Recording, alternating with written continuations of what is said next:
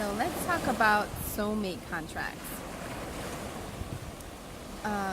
So soulmate contracts, we normally think that like whenever we have any kind of soulmate relationship, it means that, it's always going to be like head in the clouds and we feel very, very like happy, and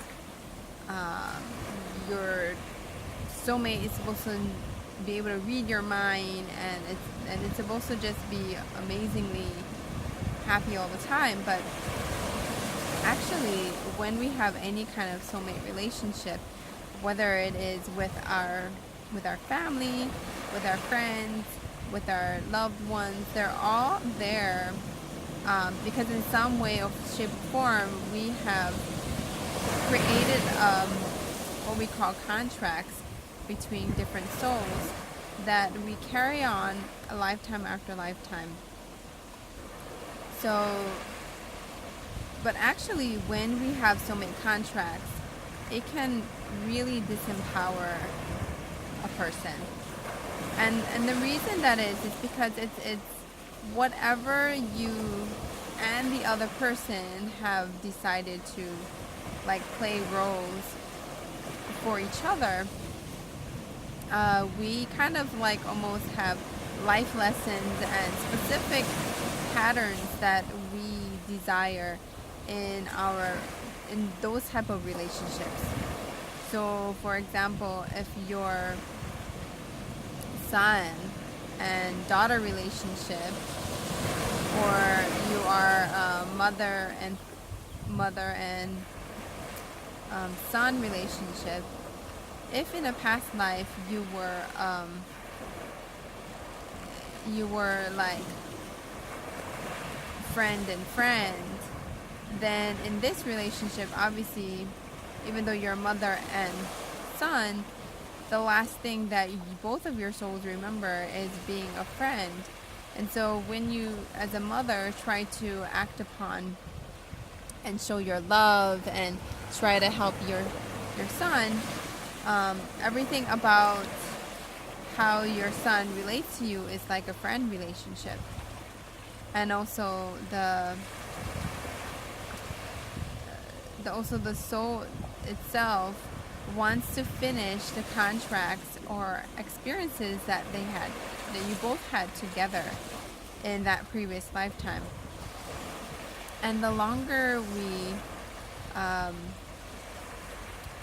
the longer we are together, actually, the harder it is for us to actually have a relationship that is much deeper than the previous one. So we kind of like play this role over and over again in lifetime after lifetime, and then we feel very stuck and feel very heavy, and we're wondering like, why is it that even though I'm a mother, my son perceives me as his friend? And then how do you overcome that? So basically, when you remove a soulmate contract, it allows you both souls to be able to have a relationship that is much deeper than just that friend and friend. And the soul will be able to express itself from the level of what it wants to be, what it desires to be, rather than that contract of being a friend and friend. So how does removing a soulmate contract actually like help you? Is that once it's removed, both of your souls will automatically be able to express itself without the previous feelings and emotions and mental patterns of that particular relationship before. So instead of being that friend and friend, you're no longer binded to be that friend and friend. And so you have the choice to choose what kind of life that you both want to live and live out together. And also what happens is the depth of like the way that you can communicate is much different now. So there's no longer the conversations of like trying very hard to like be responsible for each other, like as a friend and friend. And then definitely the benefits is just you feel like you're able to show up as yourself instead of like that feelings of, oh, from soul to soul, I have to forever be with this person and I have to like live this life lesson over and over and over again. But once we transpire it into being without the contract, the soul gets to choose how it wants to react and be with each other. So I hope that made sense. So the soulmate relationship, we usually think it's only for you and your lover, but actually the soulmate relationship is more about like living and being together and helping each other, rather than whatever that the role that you're supposed to play for each other.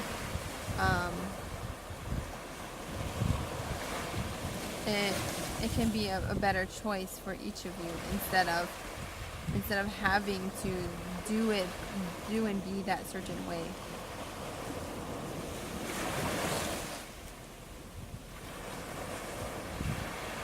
Another thing that soulmate contracts does is that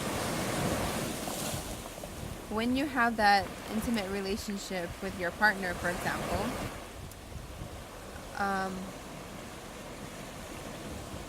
that each of your souls kind of, again, also think that maybe the other person is supposed to give you something, like supposed to teach you something, or supposed to do something for you.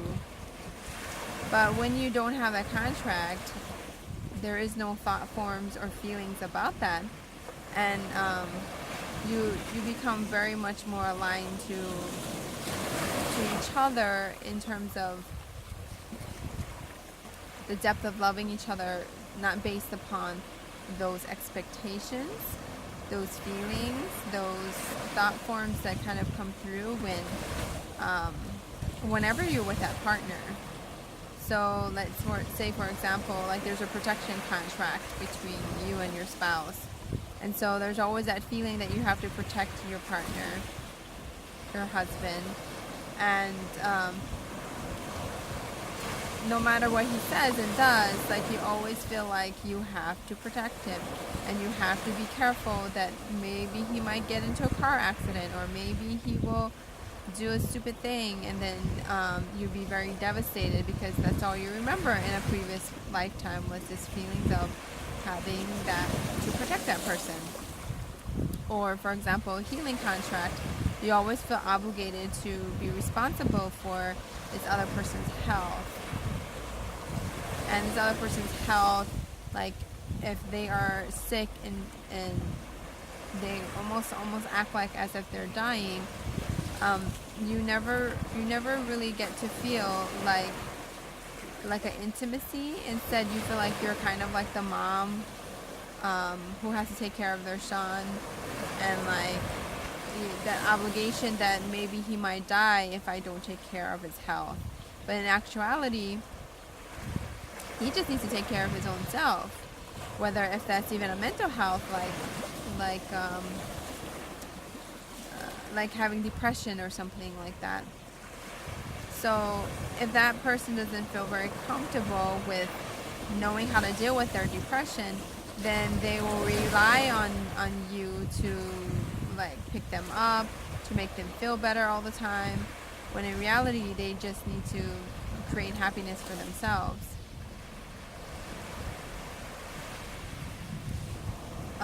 And also for the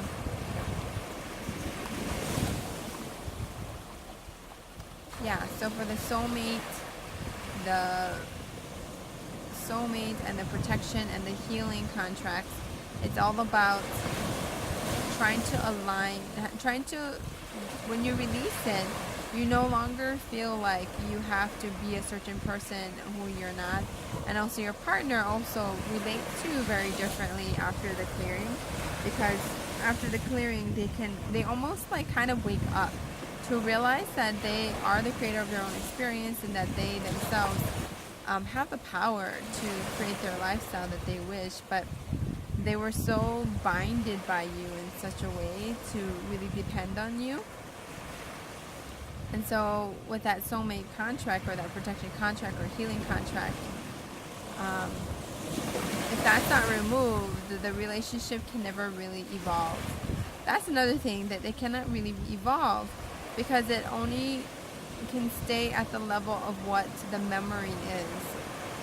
And the memory of who you are as a person, and whatever role that is with that soulmate to soulmate relationship, you really don't know until it's gone. Like, you almost cannot remember what it's like to actually have a peaceful conversation or to help each other evolve at a deeper level. It always will feel like obligation, or feel like I'm not free to be myself. It will feel like chaotic. It will feel like every time when you try to have a conversation, there's always yelling, or there's always that feeling of uncertainty of like whether I should be with this person, because it doesn't feel right. It feels like I'm always having to do something for the other person, or vice versa.